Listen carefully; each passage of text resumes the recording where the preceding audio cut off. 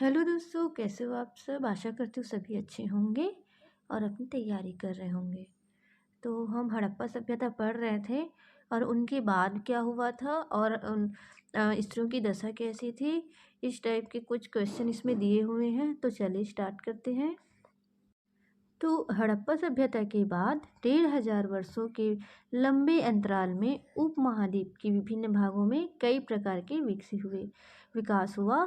और यही वह काल था जब सिंधु नदी और उनकी उपनदियां के किनारे रहने वाले लोग ऋग्वेद का लेखन किया गया। मतलब ये कहे गए है कि हड़प्पा सभ्यता के 1500 वर्ष के बाद उपमहाद्वीप में किस प्रकार का विकास हुआ और इस काल के दौरान सिंधु नदी और उसकी जो सहायक उपनदियां हैं उसमें रहने वाले लोगों के द्वारा ऋग्वेद का लेखन किया गया। उत्तर भारत, दक्कन पठार क्षेत्र जो है और कर्नाटक जैसे उपमहाद्वीप के कई क्षेत्रों में कृषक बस्तियां अस्तित्व में आई। जब वहाँ बसने लगी लोगों ने कहाँ पे, उत्तर भारत पे, दक्कन के पठार पे, कर्नाटक में, उपमहाद्वीप के ऐसे ऐसे क्षेत्रों में कृषक अपनी बस्तियां बनाने लग गई थी। और साथ ही दक्कन और दक्षिण भारत के क्षेत्र में चारवाहा बस्ती के प्रमाण भी मिलते हैं। ईसा पूर्व पहले यहाँ पर कहा गया है सहस्राब्दी के दौरान मध्य और दक्षिण भारत में शव के अंतिम संस्कार के नए तरीके भी सामने आए, जिसमें महापाषाण के नाम से ख्यात पत्थरों, यहाँ पे यही कहा गया है कि दक्षिण भारत, मध्य और दक्षिण भारत में शव के अंतिम संस्कार के तरीके भी सामने आए थे, जिनमें महापाषाण के नाम से ख्यात पत्थरों के बड़े बड़े ढांचे मिलते हैं। कई स्थानों पर पाया गया है कि शव के साथ विभिन्न प्रकार के लोहे से बने उपकरण और हथियार को भी दफनाया गया था।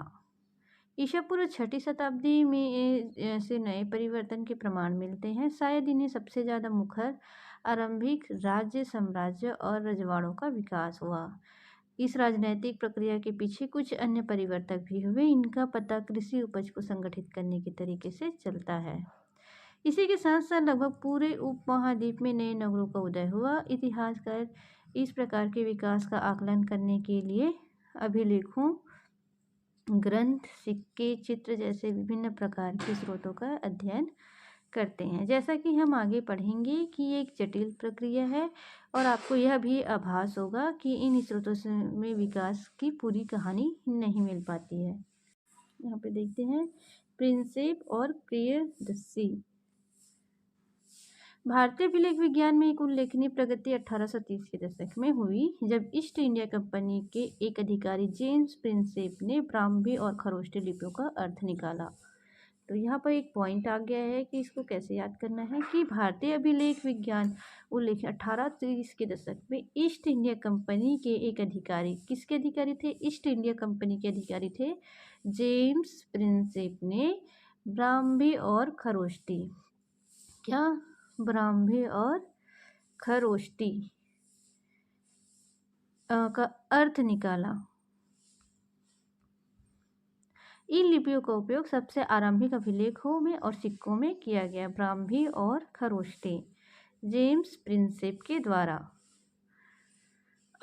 अब इससे सिक्कों पर प्रियदर्शी यानी मुहर मुखाकृति वाले राजा का नाम लिखा था। मतलब प्रिंसेप को पता चला कि अधिकांश अभिलेखों और सिक्कों पर प्रियदर्शी यानी मनोहर मुखाकृति वाले राजा का नाम लिखा है और कुछ अभिलेखों पर राजा का नाम अशोक भी लिखा है। बौद्ध ग्रंथों के अनुसार अशोक सर्वाधिक प्रसिद्ध शासक में से एक था। इस शोध से आरंभिक भारत में राजनीतिक इतिहास के अध्ययन को नई दिशा मिली, क्योंकि भारतीय और यूरोपीय विद्वानों ने उपमहाद्वीप पर शासन करने वाले प्रमुख राजवंशों की वंशावलियों की पुनः रचना के लिए विभिन्न भाषाओं में लिखे अभिलेख और ग्रंथों का उपयोग किया है। परिणाम स्वरूप 20वीं सदी के आरंभिक में यहाँ से तक उपमहाद्वीप के राजनीतिक इतिहास का एक सामान्य चित्र तैयार हो गया है। इनके बाद विद्वानों ने अपना ध्यान राजनीतिक इतिहास के संदर्भ की ओर लगाया और यह छानबीन करने की कोशिश की कि क्या राजनीतिक परिवर्तन और आर्थिक तथा सामाजिक विकास के बीच कोई संबंध था। शीघ्र ही यह आभास हो गया कि इनमें संबंध तो थे, संभवतः सीधे संबंध हमेशा नहीं थे। तो यहाँ पे देख लेते हैं क्या दिया है अभिलेख में। अभिलेख उन्हें कहते हैं जो पत्थर, धातु या मिट्टी के बर्तन जैसी कठोर सतह पर खुदे होते हैं।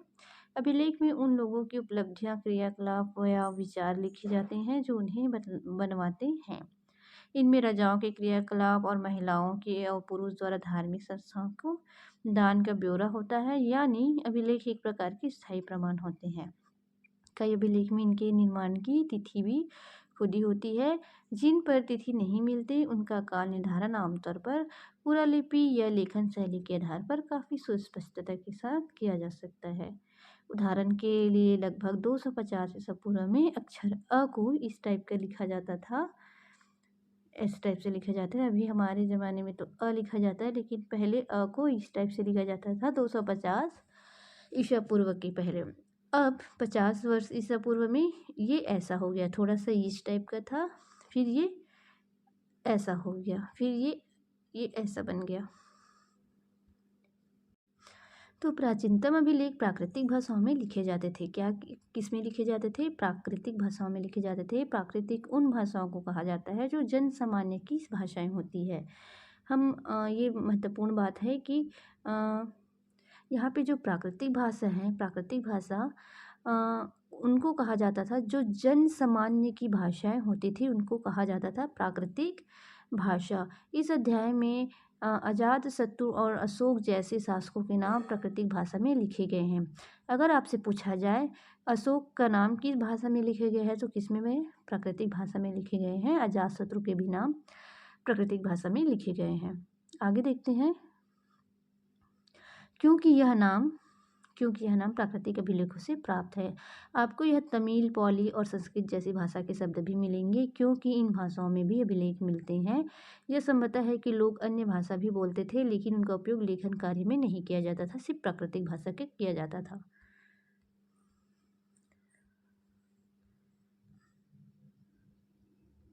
यहाँ से देखते हैं अब, प्रारंभिक राज्य में 16 महाजनपद। आरंभिक भारतीय इतिहास में 6ठी शताब्दी ईसा पूर्व को एक महत्वपूर्ण परिवर्तनकारी काल माना जाता है। आरंभिक भारतीय इतिहास में किसको?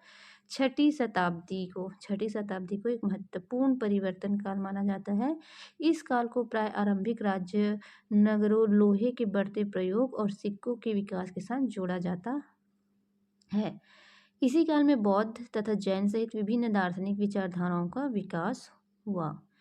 बौद्ध और जैन धर्म के आरंभिक ग्रंथों में महाजनपद के नाम से 16 राज्यों का उल्लेख मिलता है। बौद्ध और जैन धर्मों के आरंभिक ग्रंथों में, यद्यपि महाजनपदों के नाम की सूची इन ग्रंथों में एक समान नहीं है, लेकिन वज्जी, मगध, कौशल, कुरु, पंचाल, गंधार और अवंती जैसे नाम प्राय मिलते हैं। इससे यह स्पष्ट है कि उक्त महाजनपदों में सबसे महत्वपूर्ण महाजनपद में गिने जाती हैं। अधिकांश महाजनपदों में राजा का शासन होता था, लेकिन गण और संघ के नाम से प्रसिद्ध राज्यों में कई लोगों का समूह शासन करता था। इस समूह का प्रत्येक व्यक्ति राजा कहलाता था। अधिकांश महाजनपद पर राजा का शासन होता था, लेकिन गण और संघ के नाम से प्रसिद्ध राज्यों में कई लोगों का समूह शासन करता था। यहाँ पे भगवान महावीर और भगवान बुद्ध इन्हीं गणों से संबंधित थे। वज्जी संघ की ही भांति कुछ राज्यों में भूमि सहित अनेक आर्थिक स्रोत पर राजा गण सामूहिक नियंत्रण रखते थे। यद्यपि स्रोतों के अभाव इन राज्यों के इतिहास पूरी तरह लिखे नहीं जा सकते, लेकिन ऐसे कई राज्य लगभग 1000 साल तक बने रहे।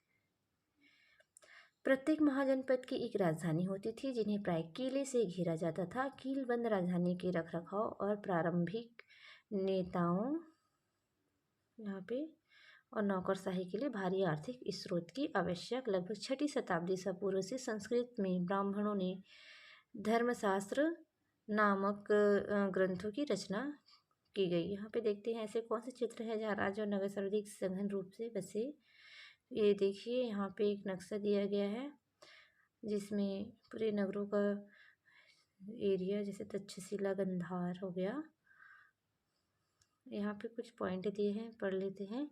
जनपद का अर्थ एक ऐसा भूखंड है जहाँ कोई जन मतलब लोग, कुल या जनजाति अपना पाँव रखता है अथवा बस जाता है।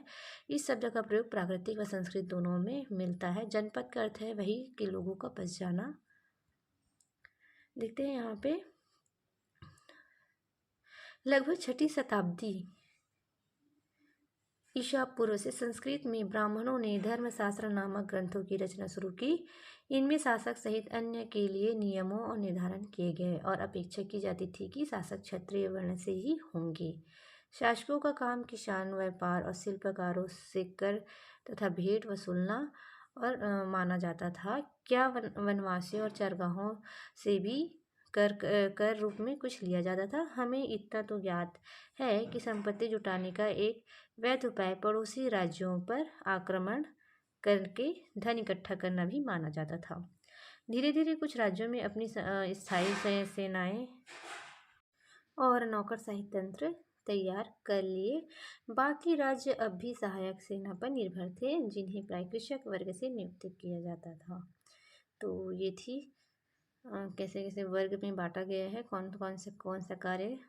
तो यहाँ पे देखते हैं कि ओलिगार्की या समूह शासन उसे कहते हैं जहाँ सत्ता पुरुष के एक समूह के साथ में होती है। आपने पिछले वर्ष जिन रोमन गणराज्य के बारे में पढ़ा, वह एक समूह शासन ही है, यद्यपि इसका नाम अलग है। 16 महाजनों में प्रथम है मगध का। मगध क्या है? मगध की सत्ता के विकास के लिए आरंभिक और आधुनिक लेखकों ने क्या क्या व्याख्यान प्रस्तुत किए, एक प्रश्न है। 16 महाजनों पदों में प्रथम कौन है? मगध है। 6ठी से 4ठी शताब्दी ईसा पूर्व में मगध मतलब आधुनिक बिहार, मगध को कहा जाता था बिहार, सबसे शक्तिशाली महाजनपद बना। अगर आपसे प्रश्न पूछ दिया जाए सबसे शक्तिशाली महाजनपद कौन सा, तो मगध है, आधुनिक बिहार। आधुनिक इतिहासकार इसके कई कारण बताते हैं। यह एक है कि मगध क्षेत्र में खेती की उपज खास तौर पर अच्छी होती थी। दूसरा यह कि लोहे की खदानें आधुनिक झारखंड में भी आसानी से उपलब्ध थी, जिसके उपकरण और हथियार बनाना सरल होता था। यहाँ पे जंगली क्षेत्रों में हाथी उपलब्ध थे, जो सेना के लिए महत्वपूर्ण अंग बन गए। साथ ही गंगा और उनकी उपनदियाँ से आवागमन सस्ता व सुलभ होता था कृषि के लिए। लेकिन आरंभिक जैन और बौद्ध जो लेखकों ने मगध की महत्ता का कारण विभिन्न शासक की नीतियों को बताया है। इन लेखक के अनुसार बिंबिसार, अजातशत्रु और महाजनपद नंद जैसे प्रसिद्ध राजा अत्यंत महत्वाकांक्षी शासक थे और इनके मंत्री इनकी नीतियां लागू करते थे। प्रारंभ में राजगृह आधुनिक बिहार के राजगीर का प्राकृतिक नाम मगध की राजधानी थी। प्रारंभ में जो राजगृह थे आधुनिक बिहार में, राजगीर का क्या प्राकृतिक नाम क्या थी? मगध की राजधानी थी। और यह रोचक बात है कि इस शब्द का अर्थ है कि राजाओं का घर। राजगीर मतलब क्या था? राजाओं का घर। पहाड़ियों के बीच बसा राजगृह एक किलेबंद शहर था। बाद में 4ठी शताब्दी पाटलिपुत्र को राजधानी बनाया गया। 4ठी शताब्दी में पाटलिपुत्र को राजधानी बनाया गया, जिसे यह अब पटना कहा जाता है, जिसकी गंगा के रास्ते आवागमन मार्ग के लिए महत्वपूर्ण अवस्थित थी। राजगीर के किले की दीवार, इन दीवारों का निर्माण क्यों किया जाता है, ये देख लीजिए।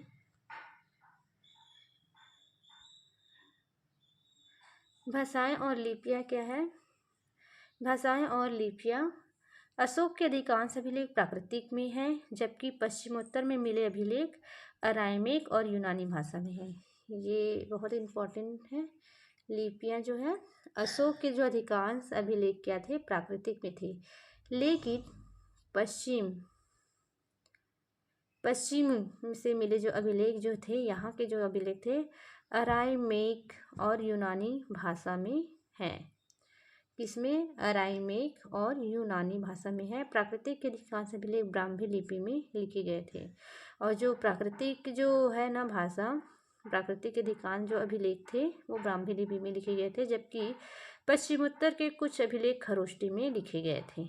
अराइमेक और यूनानी लिपियों का प्रयोग अफगानिस्तान में मिले अभिलेखों में किया जाता है।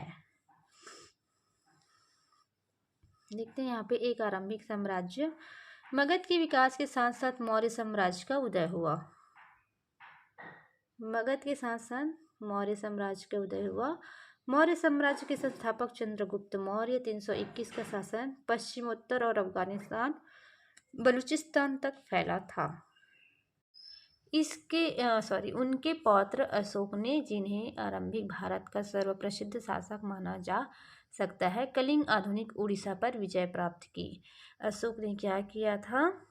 अशोक ने आरंभिक भारत का सर्वप्रसिद्ध शासक माना जा सकता है। कलिंग कहाँ था? उड़ीसा पर विजय प्राप्त की थी कलिंग के युद्ध में।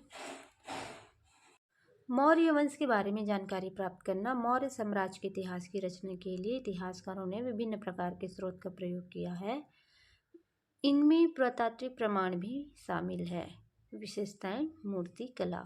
मौर्यकालीन इतिहास के पुनर्निर्माण हेतु समकालीन रचनाएं भी मूल्यवान सिद्ध हुई है। जैसे चंद्रगुप्त मौर्य के दरबार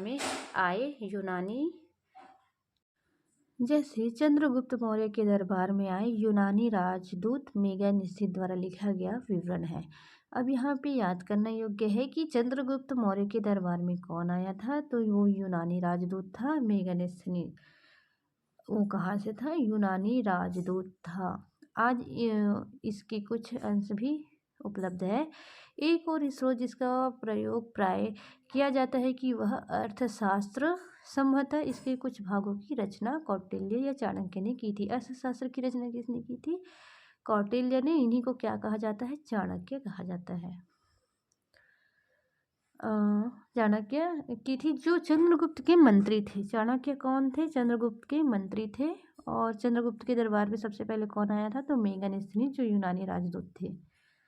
साथ ही मौर्य शासक का उल्लेख परवर्ती जैन, बौद्ध और पौराणिक ग्रंथों तथा संस्कृत वर्णमय में भी मिलता है। यद्यपि उक्त साक्ष्य बड़े उपयोगी है, लेकिन पत्थरों और स्तंभों पर मिले अशोक के अभिलेख प्राय सबसे मूल्यवान स्रोत माने जाते हैं।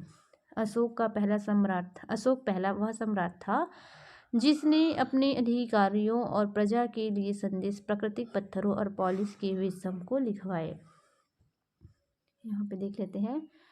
अशोक वह पहला सम्राट था जो अधिकारी और प्रजा के लिए संदेश जिसमें प्राकृतिक पत्थर पॉलिश किए हुए स्तंभ पर लिखवाए थे। अशोक ने अपने शिलालेखों के माध्यम से धम्म का प्रचार किया था। अशोक ने क्या किया था? तो जो राजा अशोक थे वह अपने अभिलेखों के माध्यम से धम्म का प्रचार किया। इनमें बड़े के प्रति आदर, सन्यासियों और ब्राह्मण के प्रति उदारता, सेवक और दासों के साथ उदार व्यवहार तथा दूसरों के धर्मों का, परंपराओं का आदर शामिल था। साम्राज्य का प्रशासन कैसा था? यहाँ पे सिंह शीर्ष को आज महत्वपूर्ण क्यों माना जाता है? यहाँ पे देखिए 24 तिलियां हैं और सिंह शीर्ष साम्राज्य के समय से ये स्थापित किए गए थे। मौर्य साम्राज्य के 5 प्रमुख राजनीतिक केंद्र थे। राजधानी पाटलिपुत्र और 4 प्रांतीय केंद्र तक्षशिला, उज्जयिनी, तोशिली और सुवर्णगिरी। तो मौर्य साम्राज्य के 5 प्रमुख राजनीतिक केंद्र क्या क्या थे? राजधानी पाटलिपुत्र और 4 प्रांतीय केंद्र तक्षशिला, उज्जैनी, तोशली और सुवर्णगिरी। इन सब का उल्लेख अशोक के अभिलेखों में किया गया है। यदि हम इन अशोकों का परीक्षण करें तो पता चलता है अभिलेखों का परीक्षण करें तो पता चलता है कि आधुनिक पाकिस्तान के पश्चिमोत्तर सीमांत प्रांत से लेकर आंध्र प्रदेश, उड़ीसा और उत्तराखंड तक हर स्थान पर एक जैसे संदेश उत्कीर्ण किए गए थे। क्या इतने विशाल साम्राज्य की प्रशासनिक व्यवस्था संभाल रही होगी? इतिहासकार अब इस शीर्ष पर पहुंचे हैं कि ऐसा संभव नहीं था।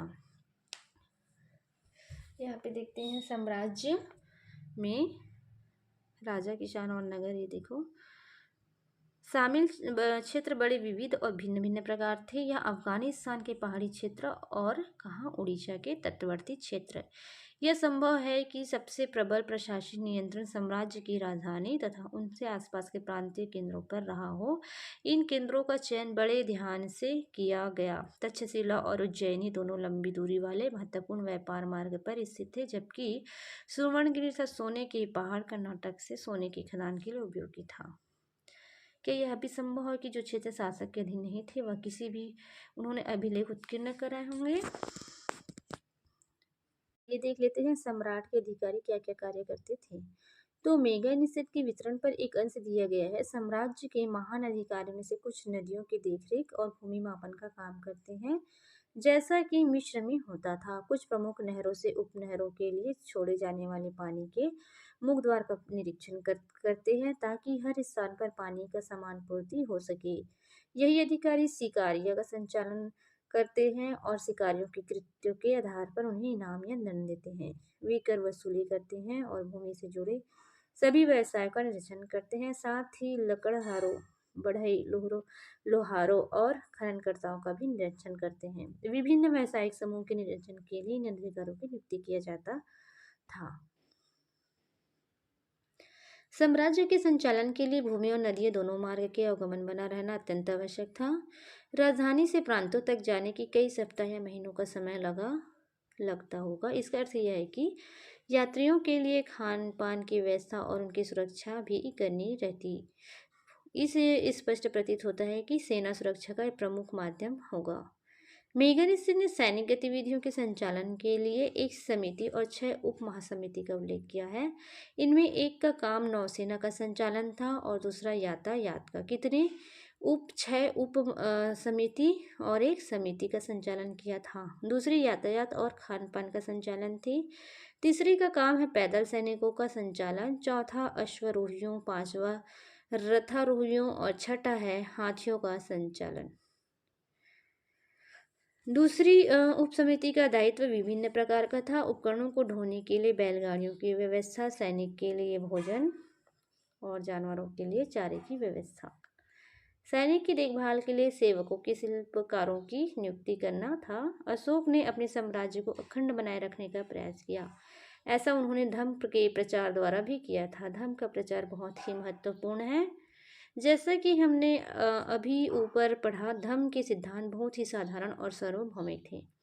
अशोक के अनुसार धर्म के माध्यम से लोगों का जीवन का संसार में और इसके बाद के संसार में अच्छा रहेगा। धर्म के प्रचार के लिए धर्म महामात नाम से विशेष अधिकारियों की नियुक्ति की गई है। मौर्य साम्राज्य कितना महत्वपूर्ण था देखते हैं। 19वीं सदी में जब इतिहासकारों ने भारत के आरंभिक इतिहास की रचना शुरू की, तो मौर्य साम्राज्य को इतिहास का एक प्रमुख काल माना गया। इस समय भारत ब्रिटिश साम्राज्य के अधीन एक औपनिवेशिक देश था। 19वीं और आरंभिक 20वीं सदी के भारतीय इतिहासकारों को प्राचीन भारत में एक ऐसा साम्राज्य की संभावना बहुत ही चुनौतीपूर्ण तथा उत्साहवर्धक लगी।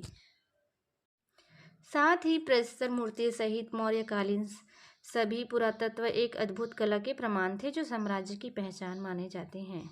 इतिहासकारों को लगा कि अभिलेख पर लिखे संदेश अन्य शासक के अभिलेखों से भिन्न है। इनमें उन्हें यह लगा कि अन्य राजाओं की अपेक्षा अशोक एक बहुत बड़ी शक्तिशाली पराक्रमी शासक थे। साथ ही वे बात के उन राजाओं की अपेक्षा विनीत भी थे, जो अपने नाम के साथ बड़ी बड़ी उपाधियां जोड़ते थे। इसलिए इनमें कोई आश्चर्यजनक बात नहीं थी कि 20वीं सदी में राष्ट्रवादी नेताओं ने भी अशोक को प्रेरणा का स्रोत माना। यहाँ पे फिर मौर्य साम्राज्य कितना महत्वपूर्ण था। यह साम्राज्य मात्र 150 साल तक ही चल पाया, जिसे उपमहाद्वीप के इस लंबे इतिहास में बहुत बड़ा काल नहीं माना जा सकता। इसके अतिरिक्त यदि आप मानचित्र 2 को देखिए तो पता चलेगा कि मौर्य साम्राज्य उपमहाद्वीप के सभी क्षेत्रों में नहीं फैल पाया था। यहाँ तक कि साम्राज्य की सीमा के अंतर्गत भी नियंत्रण एक समान नहीं था। दूसरी शताब्दी आते आते उपमहाद्वीप के कई भागों में नए नए शासक और रजवाड़ी स्थापित होने लग गए। राजधर्म के नवीन सिद्धांत, दक्षिण के राजा का और सरदार। उपमहाद्वीप के दक्कन और उनके दक्षिण क्षेत्र में उपस्थित तमिलकम अर्थात तमिलनाडु, आंध्र प्रदेश को और केरल के कुछ हिस्से, जो चोल, चेर और पांड्या जैसी सरदारियों का उदय हुआ। ये राज्य बहुत ही समृद्ध और स्थायी सिद्ध हुए थे।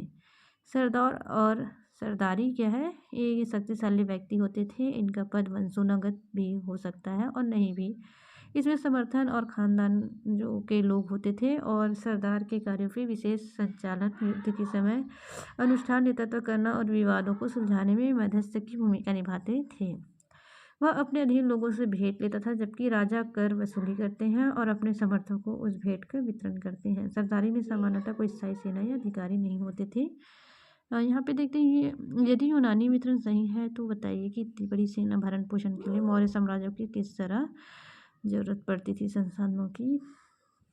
तो हमें इन राज्यों के बारे में विभिन्न प्रकार के स्रोतों की जानकारी मिलती है। उदाहरण के तौर पर प्राचीन तमिल संगम ग्रंथों में ऐसी कविताएं हैं जो सरदारों का वितरण देती है। उन्होंने अपने स्रोत का संकलन और वितरण किस प्रकार से किया। कई सरदार और राजा लंबी दूरी के व्यापार द्वारा स्वराज्य जुटाते थे। इसके मध्य और पश्चिम भारत के क्षेत्रों पर शासन करने वाले सातवाहन लगभग द्वितीय शताब्दी ईस्वी तक उपमहाद्वीप के पश्चिमोत्तर और पश्चिम में शासक करने वाले मध्य एशियाई मूल के शक शासन शामिल थे।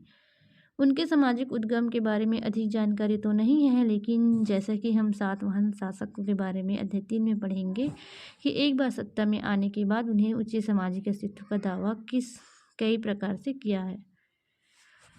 जैसे ये तो हमारे पांड्य सिलेबस पे नहीं है, फिर भी थोड़ा देख लेते हैं। वैदिक राजा क्या होते थे।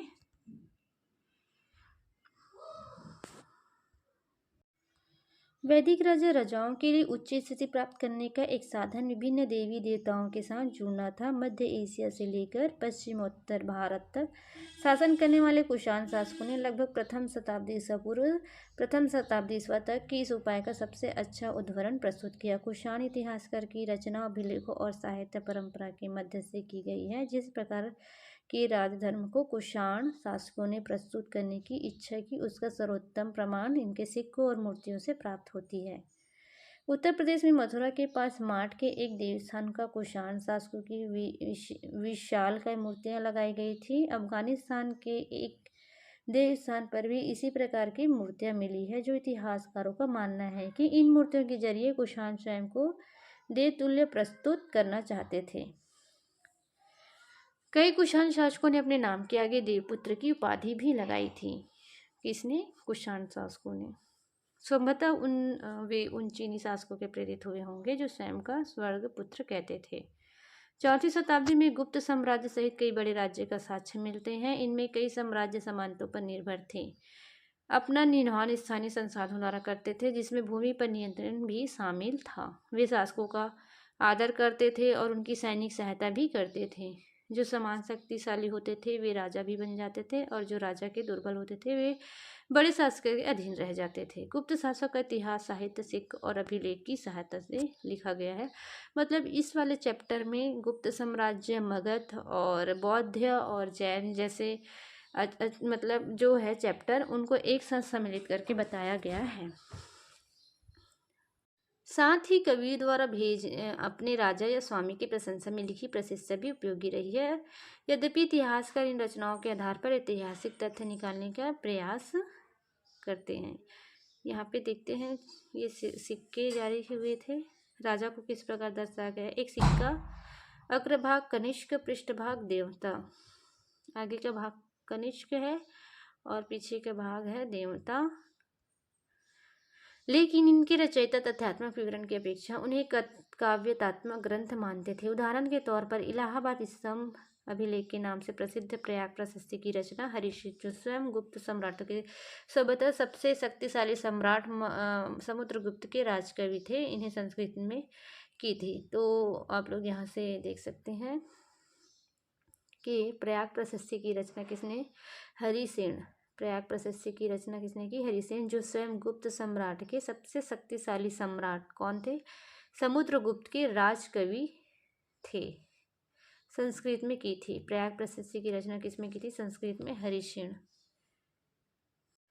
तो ऐसे इम्पॉर्टेंट जैसे एनसीईआरटी बुक पढ़ो तो बीच बीच में बहुत सारे इम्पॉर्टेंट फैक्टर दे रहते हैं, जो कहानी तो रहता है इनके साथ, बीच बीच में कौस किसने क्या किया है ये सब बताए रहते हैं। तो इसमें पढ़ना बहुत ज़रूरी हो जाता है।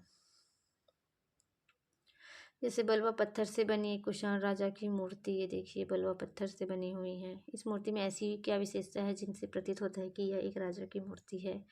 तो आप लोग देख के बता सकते हैं, ये राजा ही जैसे दिख रहे हैं,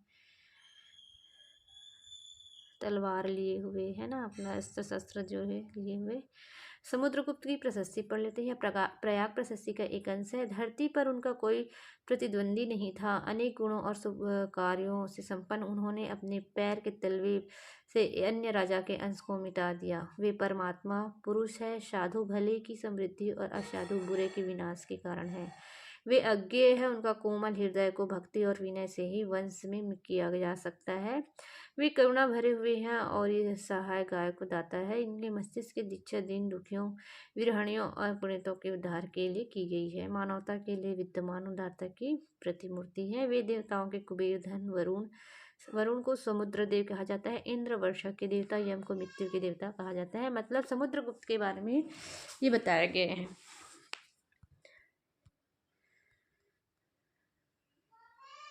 गुजरात के सुदर्शन झील के बारे में पढ़ते हैं। गिरनार ढूंढिए अब। मानचित्र में गिरनार होगा। अब जानते हैं गिरनार सुदर्शन झील के एक कृत्रिम जलाशय था।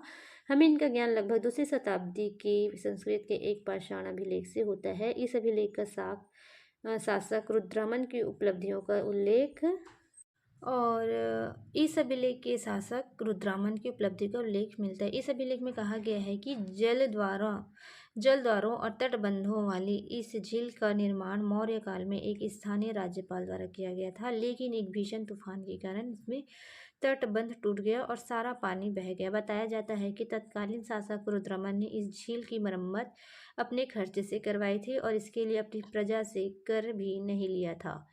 इस पाषाण खंड पर एक और अभिलेख पांचवा, जो लगभग 5वीं सदी के है, उसमें कहा गया है कि गुप्त वंश के एक शासक ने एक बार फिर इस झील का मरम्मत करवाई थी।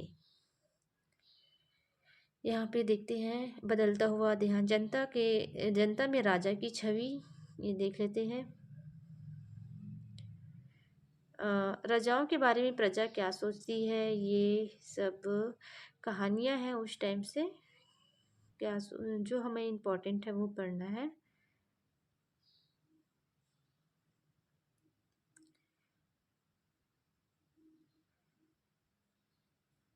यहाँ पे एक कहानी दिया गया है जो उस टाइम के उपज बढ़ाने के तरीके क्या है, रोपाई वगैरह करना, फसलों को कैसे उपज बढ़ा सकते हैं, ये उस टाइम के हैं। सीमाओं का महत्व, ग्रामीण समाज में विभिन्नताएं,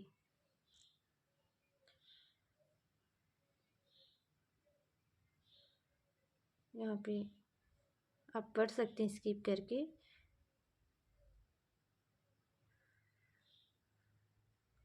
एक छोटे गांव का जीवन, यहाँ पे देखते हैं। हर्ष चरित्र संस्कृत में लिखी गई कन्नौज के शासक हर्षवर्धन की जीवनी है।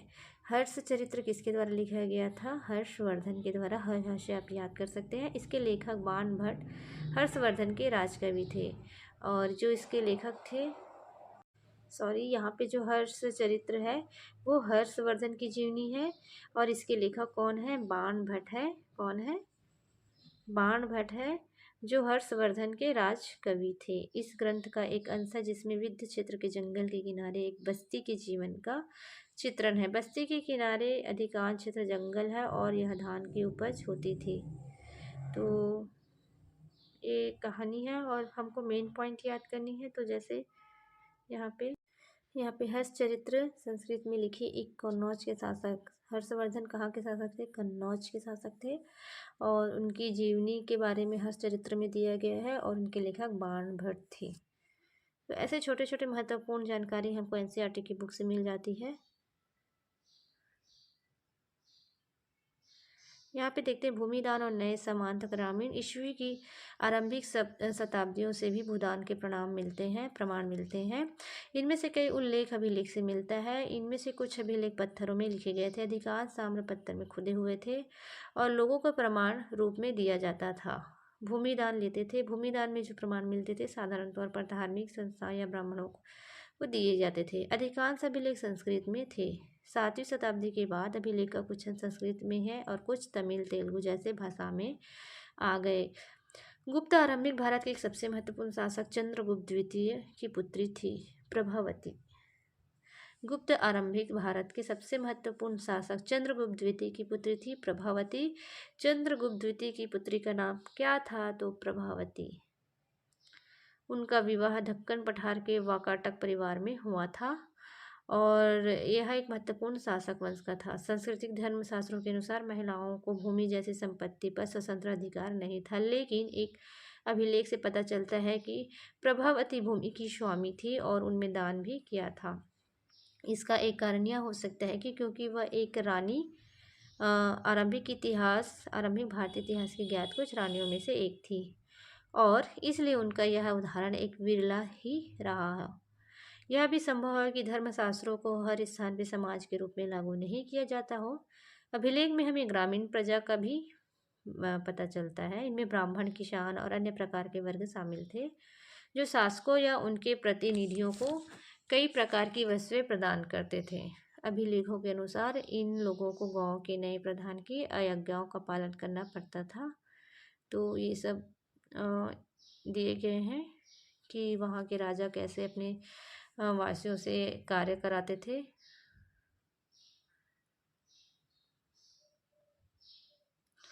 प्रभावती गुप्त और दगुन गांव, ये प्रभावती के बारे में दिया गया है जो चंद्रगुप्त द्वितीय की पुत्री थी।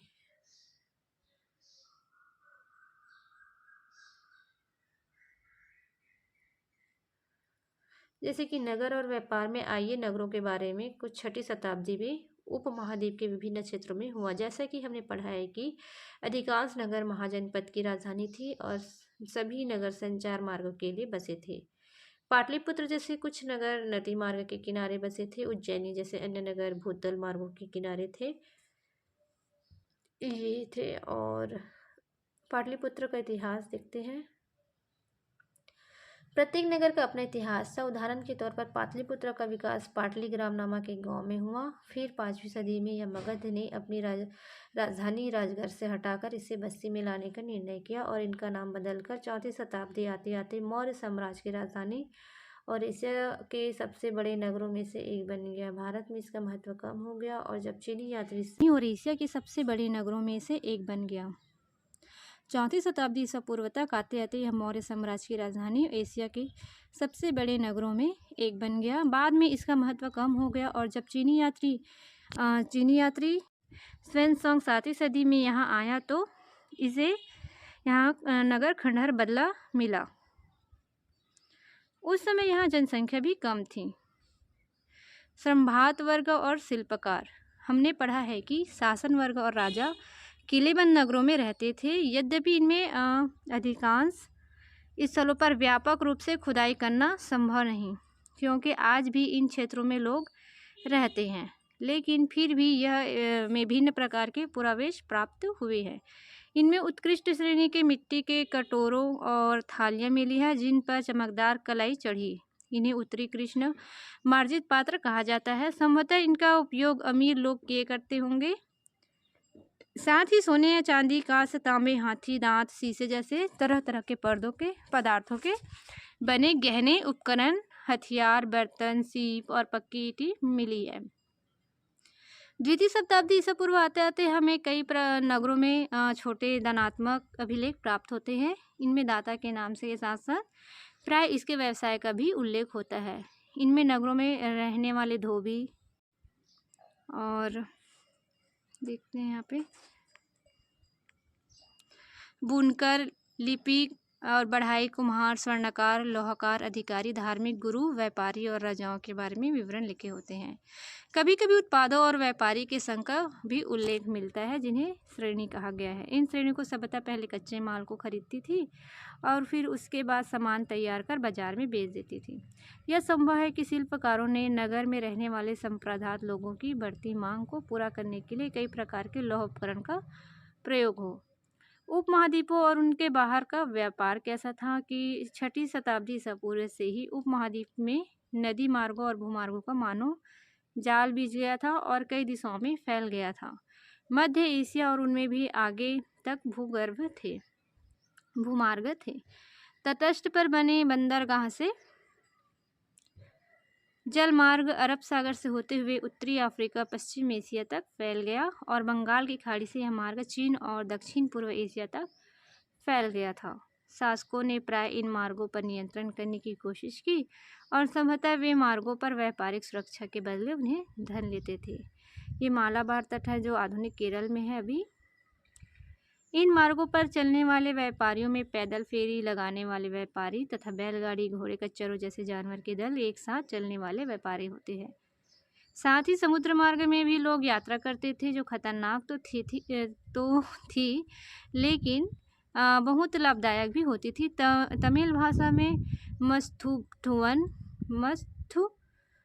और प्राकृतिक में सतवाह और सेठी के नाम से प्रसिद्ध सफल व्यापारी बड़े धनी हो जाते थे। इसमें बोल रहा है कि नमक, अनाज, कपड़ा, धातु और उससे निर्मित उत्पादन, पत्थर, लकड़ी, जड़ी बूटी जैसे अनेक प्रकार के सामान एक ही स्थान से दूसरे स्थान तक पहुंचाए जाते थे। रोमन साम्राज्य में काली मिर्च जैसे मसालों तथा कपड़ों व जड़ी बूटी की भारी मांग थी। रोमन साम्राज्य में क्या थी, यहाँ पे देखने लायक है। यहाँ पे रोमन जो साम्राज्य है वो काली मिर्च, मसाला और कपड़ों व जड़ी बूटी की भारी मांग थी। इन सब वस्तु को अरब सागर के रास्ते भूमध्य क्षेत्र तक पहुंचाया जाता था।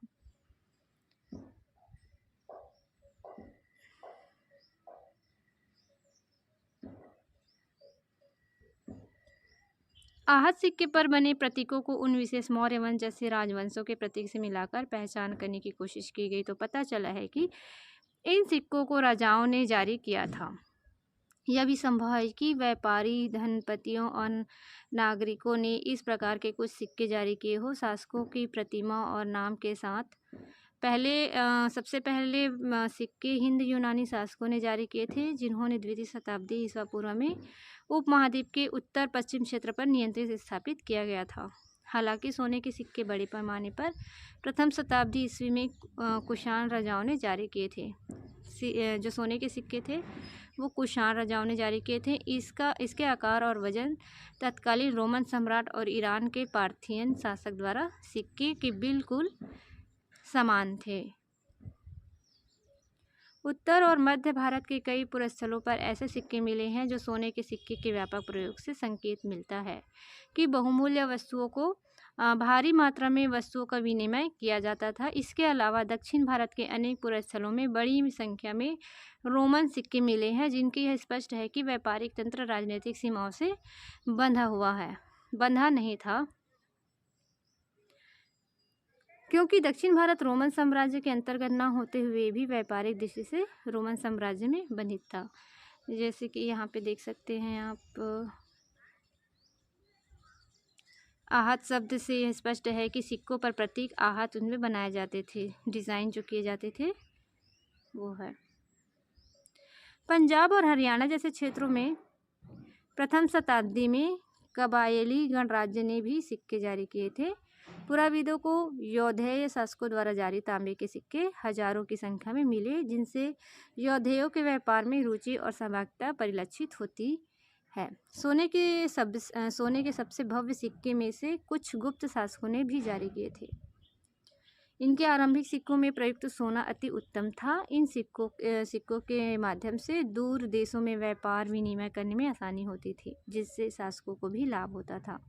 छठी शताब्दी में सोने के सिक्के मिलने कम हो गए और यह संकेत मिलता है कि उस काल में कुछ आर्थिक संकट पैदा हो गया था।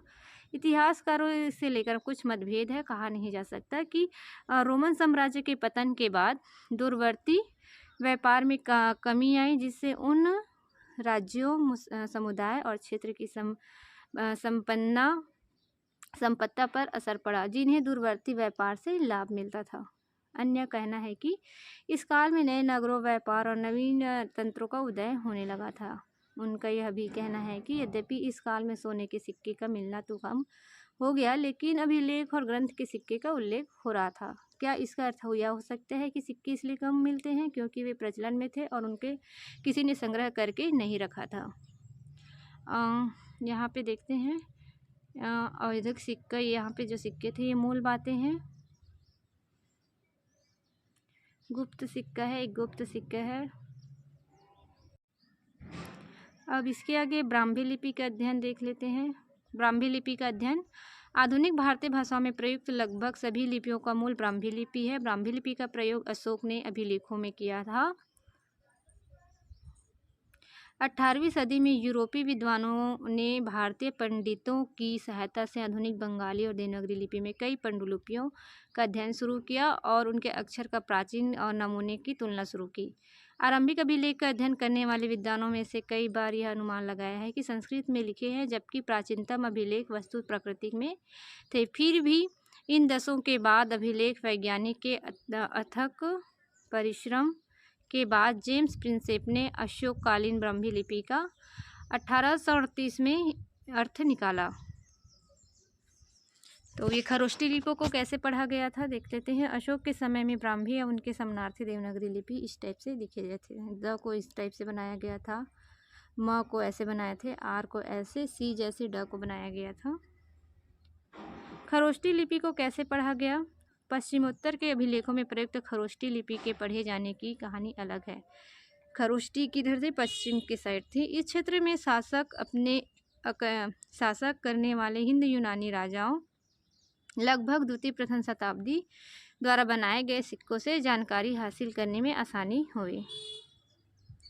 इन सिक्कों में राजाओं के नाम यूनानी और खरोष्टी में लिखे गए हैं। यूनानी भाषा पढ़ने वाले यूरोपीय विद्वानों ने अक्षरों का मेल किया।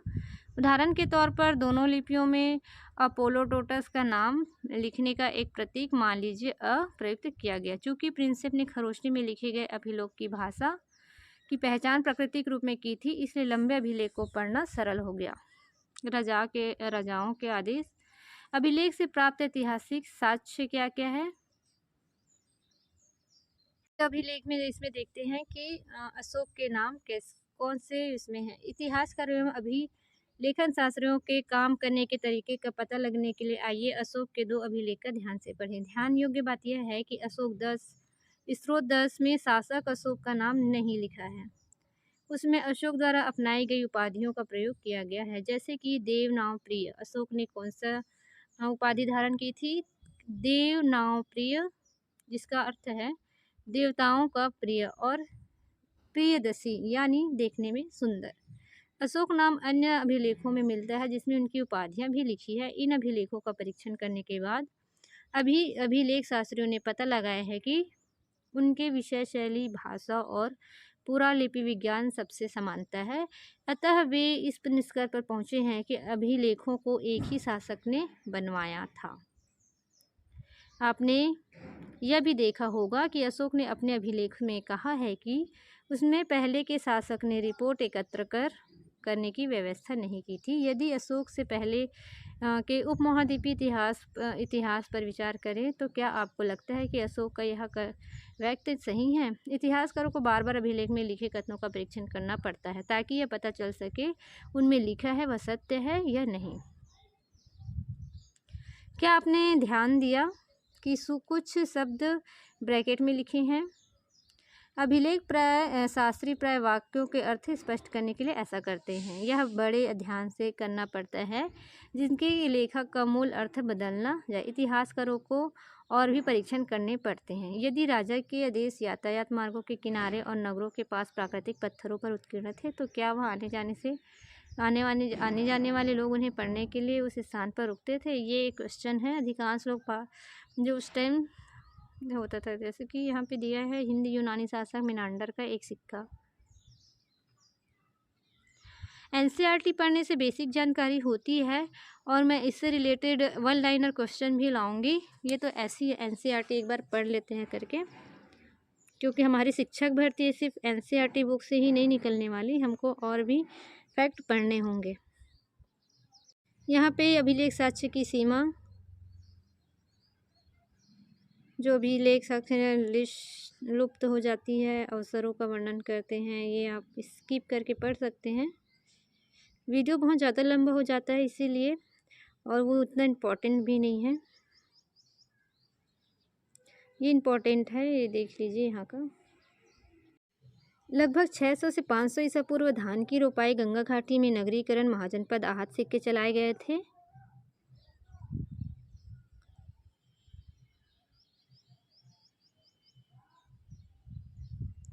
लगभग 500 से 400 ईसा पूर्व मगध के शासकों की सत्ता पर पकड़ हो गई थी और 327 से 325 ईसा पूर्व में सिकंदर का आक्रमण देश में हो गया था। लगभग 321 में चंद्रगुप्त मौर्य का राज्यारोहण हुआ। 321 में कौन आए थे? चंद्रगुप्त मौर्य आए थे। लगभग 272 से 231 ईसा पूर्व अशोक का शासन था। लगभग 185 ईसा पूर्व मौर्य साम्राज्य का अंत हो गया और 200 से 100 तक पश्चिमोत्तर में शक, दक्षिण भारत में चोल, चेर, पांडव, दक्कन में सातवाहन की विकास हुआ था और 100 से 200 ईसा तक पश्चिमोत्तर के शक, मध्य एशिया के लोग रोमन व्यापार सोने के सिक्के जारी किए थे।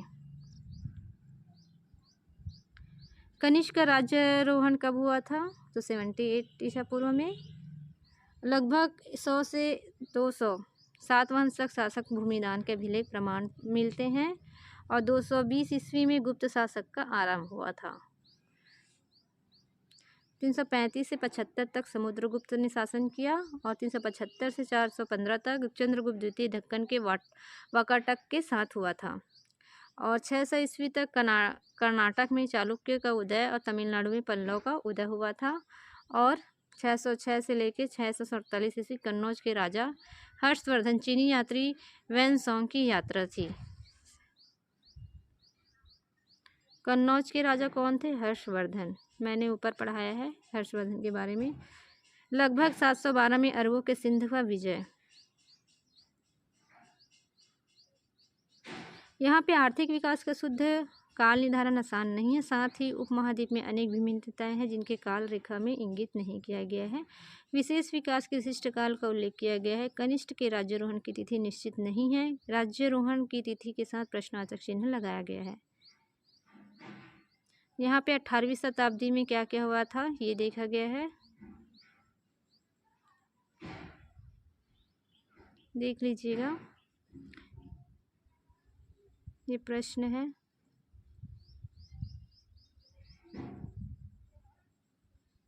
तो हमारा चैप्टर यहीं तक समाप्त होता है। मैं ऐसी वीडियो और लाते रहेंगे। शिक्षक भर्ती की तैयारी आप लगे रहिए और वीडियो पे बने रहिएगा।